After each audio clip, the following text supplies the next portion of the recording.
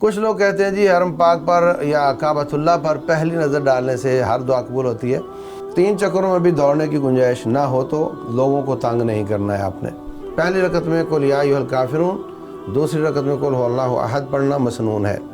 دعائیں کرنی ہیں، آپ جتنی چاہیں دعائیں کریں، ترتیب لگا لیں کہ ایک چکر میں نے اپنی ذات کے لیے کرنی ہے، دوسرے میں والدین کے لیے، تیسرے میں بیوی بچوں کے لیے، چوتھے میں نے امت اسلامیہ کے لیے، جماعت کے لیے اور قائدین کے لیے۔ لبیک اللہم لبیک لبیک لا شریک لک لبیک ان الحمد والنعمت لک والملک لا شریک لک۔ بسم اللہ الرحمن الرحیم۔ عمرہ کیسے کیا جاتا ہے؟ آپ نے حرم پاک میں داخل ہونا ہے، وہی دعا جو مساجد میں داخل ہونے کی ہے وہی دعا پڑھیں۔ اعوذ باللہ العظیم وبوجہ الکریم وسلطان القدیم من الشیطان الرجیم، اور اللہم افتح لی ابواب رحمتک۔ دایاں پاؤں پہلے داخل کریں۔ حرم پاک میں داخل ہو گئے، ابھی آپ چونکہ حرام کی حالت میں لبیک لبیک آپ کا جاری رہے گا۔ کچھ لوگ کہتے ہیں جی حرم پاک پر یا کعبۃ اللہ پر پہلی نظر ڈالنے سے ہر دعا قبول ہوتی ہے۔ انشاءاللہ قبول ہوگی، لیکن اس کی دلیل کوئی نہیں کہ پہلی نظر پر آپ کی ہر دعا قبول ہوتی ہے۔ تو جب آپ مطاف میں چلے جاتے ہیں تو مرد اپنا دایاں کندھا ننگا کر لیں گے۔ اب تک آپ کے دونوں کندھے ڈھکے ہوئے تھے، اب آپ نے ادھر سے چادر بغل کے نیچے سے ڈال کر اوپر ڈال لینی ہے، تو آپ کا ایک کندھا ننگا ہو گیا۔ تو کعبۃ اللہ کے گرد آپ نے طواف کرنا ہے، تو حجر اسود سے شروع کرنا ہے، حجر اسود پر ہی واپس پر دوسرا چکر، پھر تیسرا، پھر چوتھا، اور 7ویں کے بعد پھر حجر اسود کو بوسا۔ تو اس طرح بوسے 8 ہوں گے اور چکر 7 ہوں گے۔ حجر اسود کے ساتھ آپ کے جو سلوک ہوگا وہ نمبر 1 سب سے اچھا تو کہ آپ ہونٹ لگائیں، اس میں کینکریاں ہیں، وہ سارا کالا کالا سارے کا سارا حجر اسود نہیں ہے، اس میں 5-6 کینکریاں لگی ہوئی ہیں، ان کو بوسہ دینا ہے۔ اگر بوسہ نہیں دے سکتے تو ہاتھ جا کر لگائیں اور ہاتھ نکال کر چوم لیں اور آگے نکل جائیں بسم اللہ پڑھ کر، بسم اللہ اللہ اکبر پڑھ کر۔ تو تیسری شکل کہ آپ اس کونے کو ہاتھ لگا دیں اور آگے نکل جائیں۔ چوتھی شکل آپ اس کونے کو چھڑی لگا دیں اور نکل جائیں۔ اور 5ویں شکل یہ ہے کہ آپ دور سے ہی ہاتھ سے اشارہ کر کے نکل جائیں۔ تو ان 5 میں سے ایک کام آپ نے کرنا ہے۔ تو جیسے یہ حجر اسود ہو تو اس سے پچھلا کونا رکن یمانی کہلاتا ہے۔ تو یہاں سے آپ نے چکر لگانا شروع کیا، پہلے 3 چکر یہاں تک جو یہ یو ٹائپ ہے یہ دوڑ کر لگانا مسنون ہے۔ اگرچہ رش ہوتا ہے اور دوڑنا مشکل ہوتا ہے، لیکن اگر پاسبل ہو یا تھوڑی سی جگہ آپ کو ملے تو یہ یو ٹائپ جو ہے اس طرف گلائی ہے، تو یہ آپ نے یو ٹائپ میں دوڑنا ہے۔ اور رکن یمانی کو اگر ہاتھ لگا سکے تو لگانا ہے، ہاتھ نہ لگا سکیں تو نہ چومنا ہے، نہ چھڑی لگانی ہے، نہ اشارہ کرنا، کچھ بھی نہیں کرنا۔ اس رکن یمانی سے لے کر حجر اسود تک آپ نے ربنا آتنا فی الدنیا حسنہ وفی الآخرۃ حسنہ وقنا عذاب النار یہ دعا پڑھنی مسنون ہے۔ باقی 3 حصوں میں آپ کوئی دعا پڑھ سکتے ہیں۔ جتنی دعائیں کتابوں میں دی ہوئی ہیں کہ جی پہلے چکر کی دعا دوسرے کی، یہ اس طرح مسنون نہیں ہے۔ یہ ساری دعائیں سارے چکروں میں پڑھی جا سکتی ہیں، اپنی طرف سے بنا کر بھی دعائیں پڑھی جا سکتی ہیں، اپنی زبان میں بھی بولی جا سکتی ہیں، خالی تلاوت کی جا سکتی ہے، سبحان اللہ الحمدللہ اللہ اکبر لا الہ الا اللہ استغفر اللہ، یہ سب پڑھے جا سکتے ہیں۔ تو صرف رکن یمانی سے لے کر حجر اسود تک کا حصہ، اس میں آپ نے دوڑ بھی نہیں لگانی، یہاں سے یہاں تک آہستہ چلنا ہے، اور پھر دوڑ، اور پھر یہاں سے یہاں تک آہستہ، یہ بھی، اور اس میں ربنا آتنا والی دعا، اور 3 حصوں میں کوئی دعا پڑھنا مسنون ہے۔ 3 چکر تھوڑا تھوڑا دوڑنے کی کیفیت میں اچھل کر، اور باقی 4 چکر آپ نے روٹین میں لگانے ہیں۔ اور اگر 3 چکروں میں بھی دوڑنے کی گنجائش نہ ہو تو لوگوں کو تنگ نہیں کرنا ہے آپ نے۔ تو اس طریقے سے آپ نے 7 چکر مکمل کیے۔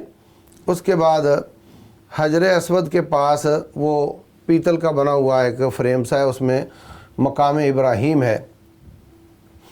تو کعبۃ اللہ سے مقام ابراہیم کے پیچھے 1 ایکڑ 1.5 ایکڑ دور چلے جائیں، جہاں بھی آپ کو سہولت ہو، وہاں جا کر آپ نے 2 رکعتیں ادا کرنی ہیں۔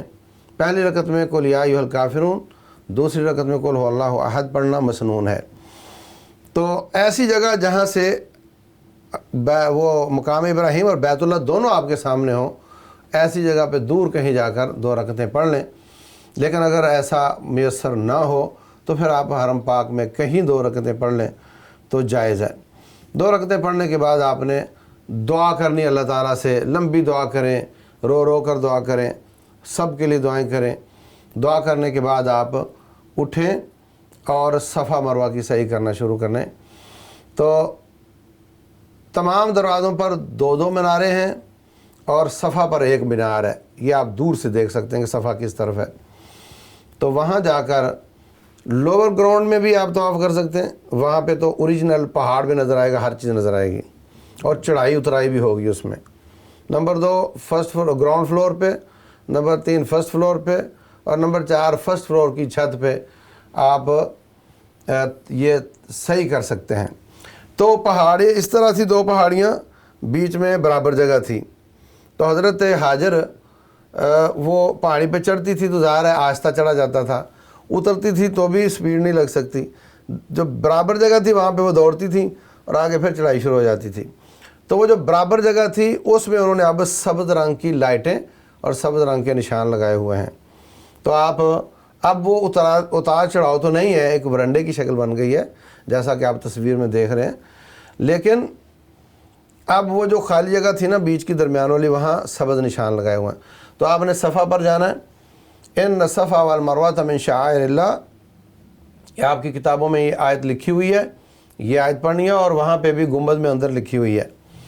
اس کے بعد آپ نے ایسی جگہ کھڑا ہونا ہے جہاں سے کعبۃ اللہ نظر آتا ہو۔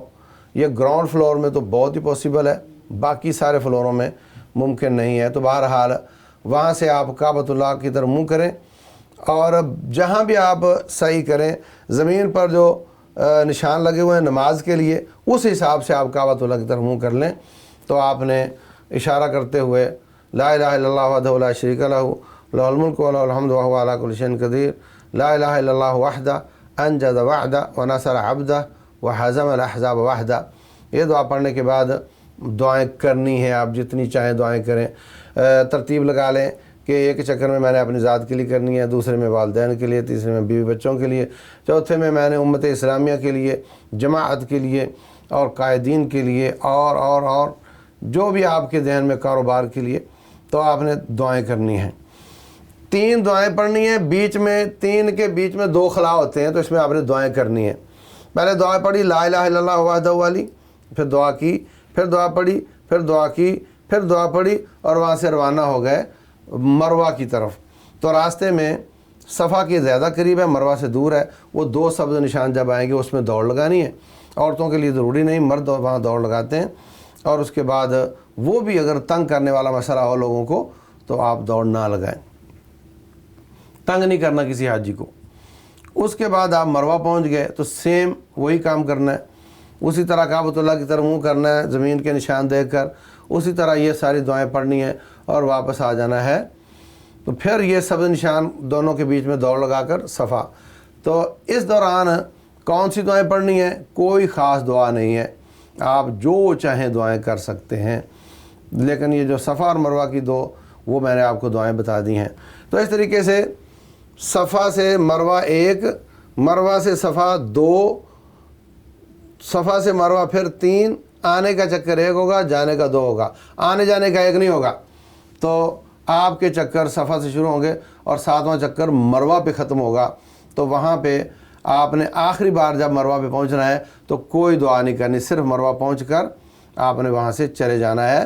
اور آپ چاہیں تو حرم پاک کے پاس وہ بیٹھے ہوئے ہیں حجام، ان سے آپ حجامت کروا لیں، یا اپنے ہوٹل کے پاس جگہ جگہ حجام بیٹھے ہوئے ہیں، یا آپس میں ایک دوسرے کی حجامت کر لیں، سب جائز ہے۔ تو آپ نے سر منڈوانا مردوں کے لیے زیادہ افضل ہے، نبی صلی اللہ علیہ وسلم نے ان کے لیے 3 دفعہ دعا کی، اور سر کے بال کٹوانا مشین یا کینچی کے ساتھ یہ بھی جائز ہے، لیکن اس کی دعا کم کی ہے۔ بعض لوگ تھوڑے تھوڑے کاٹتے ہیں ادھر ادھر سے، یہ مسنون طریقہ نہیں، لیکن اگر بہت کثرت زیادہ جگہوں پہ کوشش کی جائے اور کوشش کی جائے کہ ہر بال کو تقریباً ٹچ کر لیا گیا ہو تو اس طرح بھی کیا جا سکتا ہے۔ باہر صورت آپ کے بال کاٹنے سے آپ کا عمرہ مکمل ہو جاتا ہے۔ اب آپ نہائیں، کپڑے پہن لیں، اور اب آپ پر کوئی پابندی نہیں رہی۔ آپ ایسے ہیں جیسے پاکستان کے کسی شہر میں ہر قسم کی پابندیاں آپ کی ختم ہو چکی ہیں۔ اس طریقے سے آپ کا عمرہ مکمل ہو جاتا ہے۔ پھر حج کیسے کرنا ہے انشاءاللہ دوبارہ بتائیں گے۔ واللہ اعلم۔ اللہ تعالی عمل کی توفیق دے۔